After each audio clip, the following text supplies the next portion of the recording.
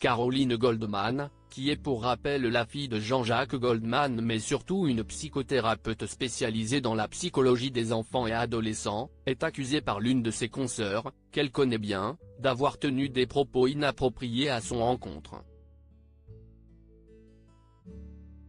Caroline Goldman, la fille de Jean-Jacques Goldman, et Héloïse Junier se connaissent bien. Car elles sont toutes les deux psychologues pour enfants. L'année dernière, elles partageaient leurs différents points de vue dans une interview croisée pour Le Figaro. Punition, méthode concrète, TDAH, manque de confiance des parents. De nombreux sujets étaient abordés durant ce débat.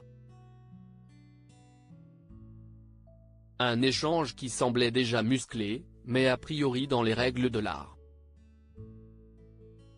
Sauf que depuis, rien ne va plus entre ces deux psychologues. La posture et les prises de position de Madame Caroline Goldman viennent re-questionner, à mon sens, la nécessité urgente de créer un ordre des psychologues dans notre pays, vient d'écrire Héloïse Junier ce mardi 3 septembre sur son compte Instagram, en reprenant une enquête approfondie du Nouvel Obs, qui revient sur certains propos tenus par Caroline Goldman sur France Inter à l'encontre de sa consoeur. Caroline Goldman aurait notamment affirmé qu'Héloïse Junier frôle la déficience mentale. Pourquoi ? Car j'ai toujours affiché mon désaccord quant à ces prises de position qui vont, pour nombre d'entre elles, à l'encontre de données scientifiques actuelles et des droits de l'enfant, précise-t-elle, avant de citer et de contester plusieurs idées que sa consoeur défend, comme le fait de préconiser l'isolement du jeune enfant dès 12 mois pour des comportements habituels à cet âge, par exemple, jeter les petits pots de cuillère de la chaise haute. Caroline Goldman trop brutale ?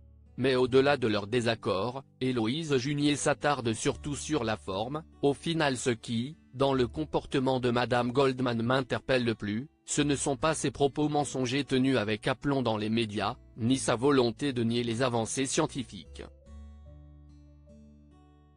Non, si est sa capacité à injurier publiquement ses consoeurs qui osent la contredire sur la base d'arguments scientifiques relayés.